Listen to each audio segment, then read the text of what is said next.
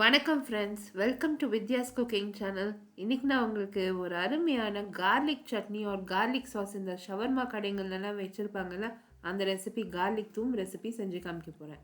இந்த ரெசிபிக்கு தேவையான பொருட்கள் எல்லாமே வந்து description box below this video இருக்கும். அப்படி இல்லைன்னா ஐ கார்டு அபவ் திஸ் வீடியோ நீங்கள் கிளிக் பண்ணிங்கன்னா என்னோடய பிளாகுக்கு டைரெக்ட் ஆகும். இங்கே பார்த்தீங்கன்னா நான் வந்து பூண்டை நல்லா உரிச்சு சுத்தம் பண்ணி கழுவி எடுத்து வச்சுருக்கேன். எலுமிச்சம்பழம் சாறு பிழிஞ்சு வச்சுருக்கேன்.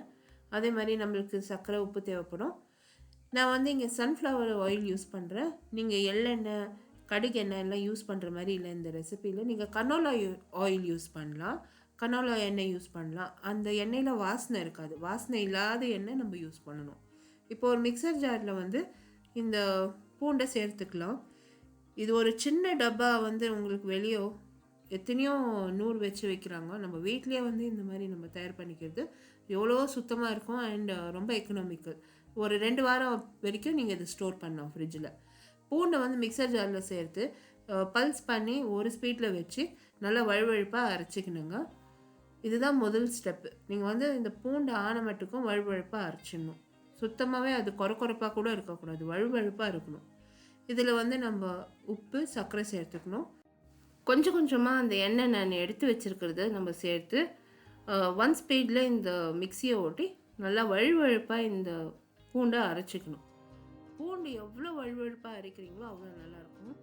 பாருங்கள், இது வந்து மேயோனேஸ் கன்சிஸ்டன்சி ஆல்ரெடி வந்துடுச்சு. எனக்கு கொஞ்சமாக அந்த எண்ணெயை சேர்த்து எலுமிச்சம்பழம் சாறு சேர்த்து இன்னொரு முறை 1 ஸ்பீடில் நீங்கள் இன்னொரு 2 நிமிஷத்துக்கு ஓட்டினீங்கன்னா அருமையான கார்லிக் தூம் ரெடி ஆகிடுங்க. இந்த கார்லிக் தூம் ரெடி ஆனதும் நீங்கள் எடுத்து மிக்சர் ஜார்லேருந்து ஒரு சின்ன டப்பாக்கு மாற்றி ஃப்ரிட்ஜில் எடுத்து வச்சுக்கலாம். எப்போ உங்களுக்கு தேவைப்படுதோ நீங்கள் ஷவர்மா, சாலட்ஸ் அண்ட் டிஃப்ரெண்ட் ரெசிபீஸில் வந்து இது நீங்கள் யூஸ் பண்ணலாம். ஈவன் கிரில் சிக்கன் கூட சூப்பராக இருக்கும். இந்த ரெசிபி இன் டீட்டெயில் என்னோட பிளாகில் போஸ்ட் பண்ணியிருக்கேன் ஃப்ரெண்ட்ஸ். பிளாக் லிங்க் வந்து description box below this video இருக்கும். Along with all the measurements என்னென்ன இந்த பொருட்கள் யூஸ் பண்ணியிருக்கேன் இந்த ரெசிபியில் எல்லாமே description box below this video இருக்கும். என்னோட other social media handle links Instagram, Facebook, Twitter link கூட description box below this video.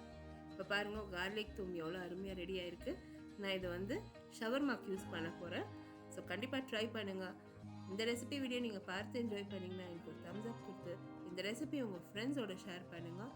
கண்டிப்பாக என்னோட சேனல் சப்ஸ்கிரைப் பண்ணுங்கள். அடுத்த புதிய ரெசிபியோடு நான் மறுபடியும் சந்திக்கும் வரை this is Vidya Lakshmi. Thank you so much for வாட்சிங்.